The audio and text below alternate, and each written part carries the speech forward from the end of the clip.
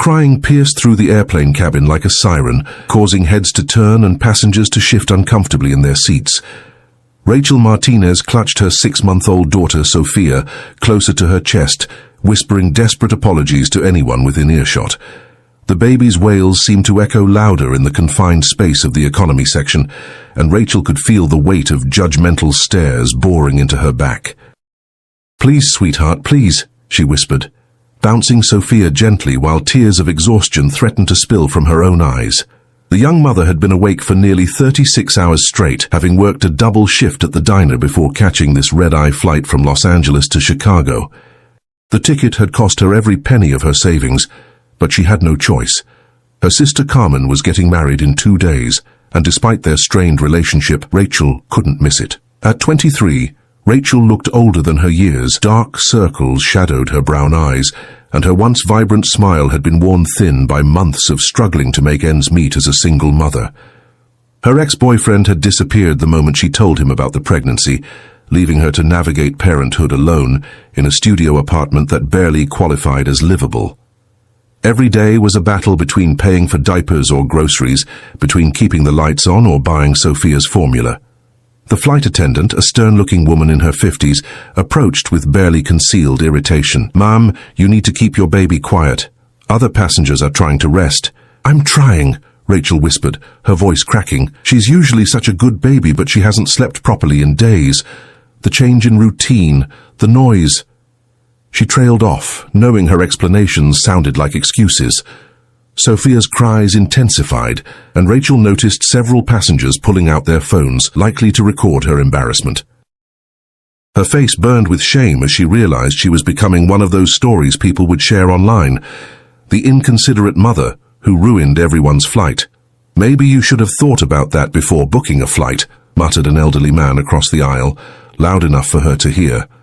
Rachel's eyes filled with tears. She had considered driving, but her old Honda had broken down 3 weeks ago, and she couldn't afford the repairs. This flight was her only option, booked with money she should have used for next month's rent. She was already dreading the conversation with her landlord when she returned. Just as she was about to retreat to the airplane bathroom to try calming Sophia in private, a gentle voice spoke beside her. "Excuse me, would you mind if I tried something?" Rachel looked up to see a man in an expensive-looking navy suit, probably in his early 30s, with kind blue eyes and perfectly styled dark hair. Everything about him screamed wealth and success. From his Italian leather shoes to the platinum watch on his wrist, he was the type of man who belonged in first class, not squeezed into economy seating. "What?" Rachel stammered, confused by his unexpected offer. "I have experience with babies," he said with a warm smile. "My sister has 3 kids, and I've learned a few tricks over the years. Sometimes a different voice or touch can help. Would you trust me to try?" Rachel hesitated. She had learned to be wary of strangers, especially men who showed sudden interest in her and Sophia. But something about his demeanor felt genuine, and she was desperate enough to try anything. "Okay," she whispered, carefully transferring Sophia into his arms. The moment the baby settled against his shoulder, something magical happened.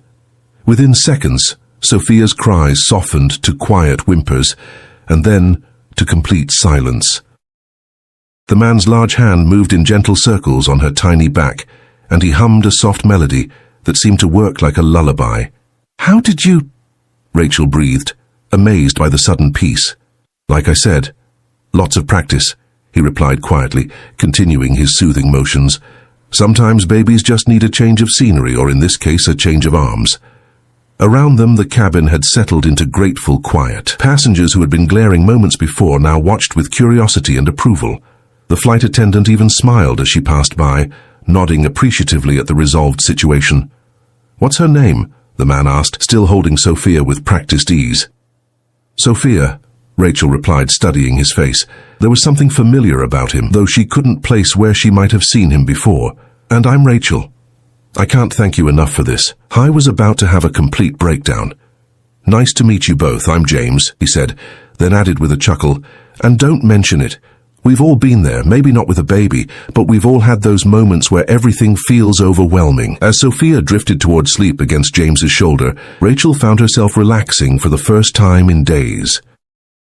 She watched how naturally he held her daughter, how his expensive suit jacket was now wrinkled and slightly damp from baby drool, yet he didn't seem to care at all. "You're not sitting in economy, are you?" she asked, suddenly realizing he was far too well dressed for their section of the plane. James smiled mysteriously. "Let's just say I like to mix things up sometimes. First class can be predictable." There was something in his tone that made Rachel wonder if there was more to his story, but she was too grateful and exhausted to press further. The gentle hum of the airplane engines, combined with the first peaceful moment she'd had in weeks, began to make her eyelids heavy. "I should take her back," she said half-heartedly, though Sophia looked more comfortable than she had in days. "She's fine here if you want to rest," James offered. "I don't mind holding her." "You look like you could use some sleep." Rachel wanted to protest, to maintain her independence and not accept help from a stranger, but her body was betraying her. The combination of exhaustion, relief, and the first kindness she'd experienced in months was overwhelming her defenses. "Are you sure?" she asked, her voice already thick with impending sleep. "Absolutely. Rest.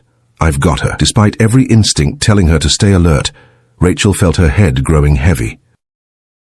The warmth radiating from James, the steady rhythm of his breathing and Sophia's peaceful silence created a cocoon of safety she hadn't felt in months. Almost without realizing it, she found herself leaning against his shoulder, her consciousness fading as the airplane carried them through the night sky. What Rachel didn't know was that James had been watching her struggle for the past hour, his heart breaking at the sight of such a young mother trying so hard to manage alone.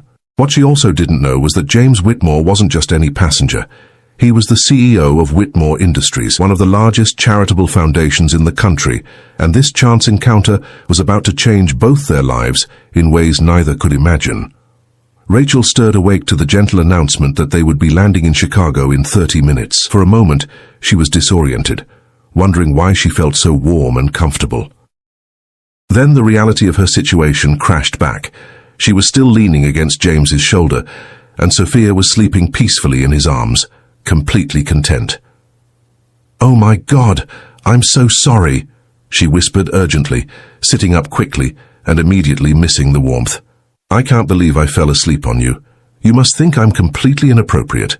James smiled, seemingly unfazed by her embarrassment. "You were exhausted. Both of you needed the rest." Sophia only woke up once, and I managed to keep her calm. He carefully transferred the sleeping baby back to Rachel's arms. "She's an angel when she's peaceful like this." Rachel looked down at her daughter's serene face, marveling at how different Sophia looked when she wasn't crying from stress and overstimulation. She really is. It's just been so hard lately. Everything feels like it's falling apart, and I'm barely keeping my head above water. The words tumbled out before she could stop them, and Rachel immediately regretted the overshare. This stranger didn't need to hear about her problems, no matter how kind he had been. "Want to talk about it?" James asked gently, his blue eyes showing genuine concern. "Sometimes it helps to tell someone who's not involved in your situation." Rachel hesitated. She had learned to keep her struggles private, partly from pride and partly from the painful experience of people who offered help only to disappear when things got difficult. But something about James's demeanor made her feel safe. "I'm a single mom," she began quietly, glancing around to make sure other passengers weren't listening. "Sophia's father left when I told him I was pregnant. I work at a diner in LA, pulling double shifts just to afford our tiny apartment. My car broke down, I'm behind on rent, and I used my last savings for this plane ticket because my sister is getting married." She paused, fighting back tears. "The worst part is, Carmen and I haven't spoken in 2 years. We had a huge fight when I got pregnant because she thought I was throwing my life away. She only invited me because our mother guilt-tripped her into it. I don't even know why I'm going, except that she's the only family I have left since Mum died." James listened intently, never interrupting or offering empty platitudes. When she finished, he was quiet for a moment, processing her words. "That takes incredible courage," he said finally. "Raising a child alone, working multiple jobs, and still making the effort to repair a relationship with your sister. You're stronger than you realize." Rachel looked at him skeptically. "You don't know me. For all you know, I could have made terrible choices that led to this situation." "Maybe," James acknowledged, "but I've been watching you since we took off. The way you apologize to every passenger, How gently you handle Sophia even when you're stressed. The fact that you're going to a wedding where you might not be welcome just because it's family.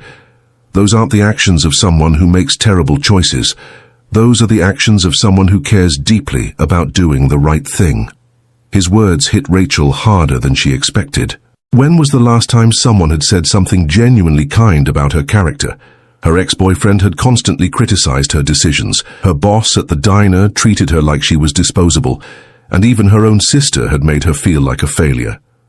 "What about you?" she asked, deflecting the attention away from herself.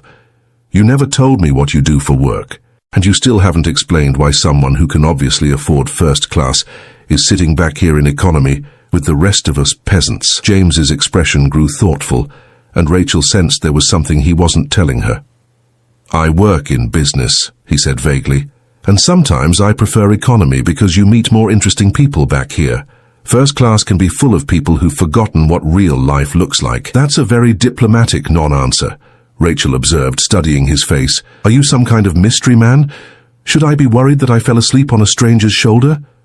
"Nothing dangerous, I promise," James laughed, but Rachel noticed he still hadn't given her a straight answer. "Let's just say I'm in a position where I try to help people when I can, and sometimes it's easier to do that without a lot of fanfare." Before Rachel could press further, the plane began its descent, and the captain's voice filled the cabin with landing instructions. The spell of their intimate conversation was broken as passengers around them began gathering their belongings and preparing for arrival. "This is probably where we say goodbye," Rachel said, feeling unexpectedly sad about parting ways with this kind stranger, who had shown her more compassion in a few hours than she'd experienced in months. "I can't thank you enough for what you did. You saved me from complete humiliation, and you gave Sophia the best sleep she's had in weeks." "Actually," James said, reaching into his jacket pocket, "I was hoping I could give you something."